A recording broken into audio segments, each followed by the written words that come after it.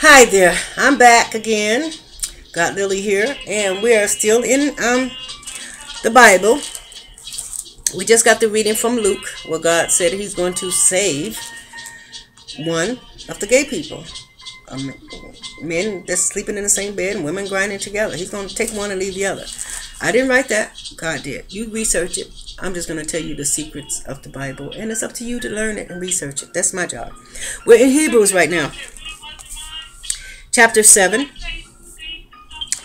And I know a lot of people don't. I just got through telling you about we being reincarnated. Well, Jesus was also reincarnated.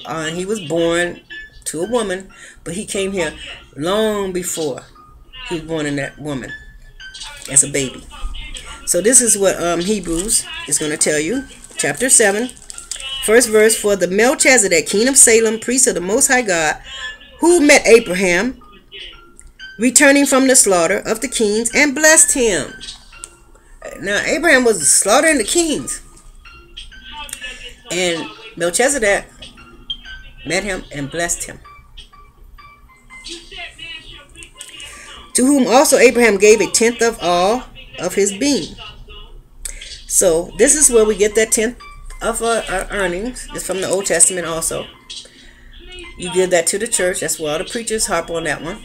Tenth of your earning to God. Tenth of your earning to God.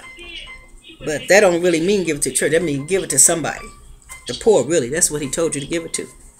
To whom also Abraham gave a tenth of all, first being by interpretation king of righteousness, and after also king of Salem, and all which is king of peace.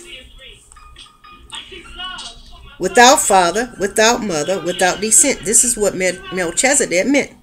Having neither beginning of day, don't that sound like Jesus, nor an end of life, but made like unto the Son of God. Ooh. And they tell you that it wasn't a reincarnation, and they tell you that Jesus wasn't reincarnated. The Bible tells you He was. This was Him at first. Abide a priest continually. He was made like unto the Son of God, way before the Son of God came. So He had been here before, just like we have been here before. Let that soak in. Now consider how great this man was, unto whom even the patriarch Abraham gave a tenth of his spoils. And verily that they are of the son of Levi, who received the office of the priesthood, having the commandment to take the tithes of the people according to the law. For in of their brethren through they came out of the loins of Abraham. Now that's some heavy stuff. We're going to skip on down to the 10th verse. I'm going to let y'all read that on your own. For he was yet in the loins of his father when Melchizedek met him. We did miss something. We're going to have to go to 9. And as it may so say Levi, who received the tithes, paid tithes in Abraham. For he was yet in the loins of his father when Melchizedek met him. And therefore perfection were by the Leviticus priesthood, for under it the people received the law. For further need were they that another priest should rise from the order of Melchizedek, and not be called after the order of Aaron.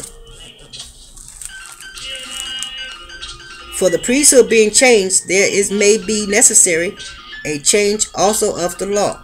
For he of whom these things are spoken pertain to another tribe, of which no man gave attention at the altar, because they were it's just like today. You have people that's teachers. You got people that's come from a long line of preachers. You got people that come from a long line of architects or doctors or lawyers. And this is the same way back then. They had the priesthood. You expect to get your sons to be priests.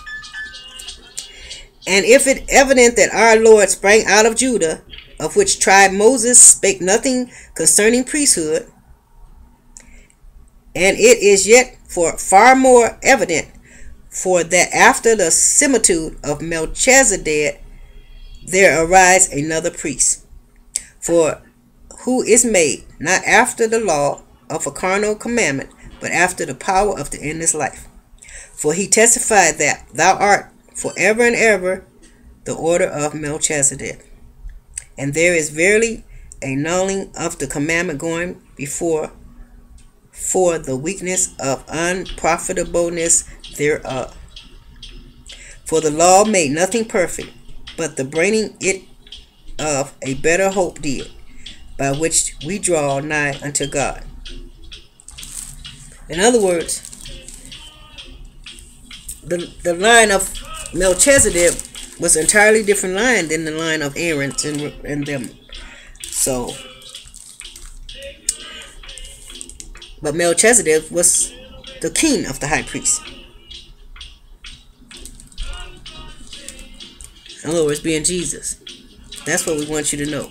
He was without father, back to the third, without descent, having neither beginning of days nor end of life, but like unto the Son of God, abide a priest continually. So if you like God, you a priest. That's what they're trying to tell you there. And now we're in Hebrew. We're still in Hebrew, and we're going to the 8th chapter and the 8th verse.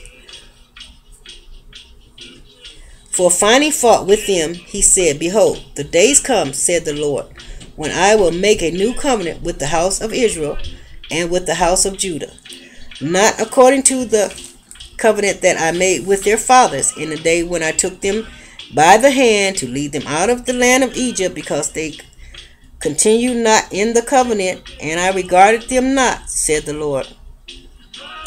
For this is the covenant that I will make with the house of Israel after these days, such said the Lord. I will put my laws into their mind. This is the new covenant for us now. God is putting his laws into our mind and write them in their hearts.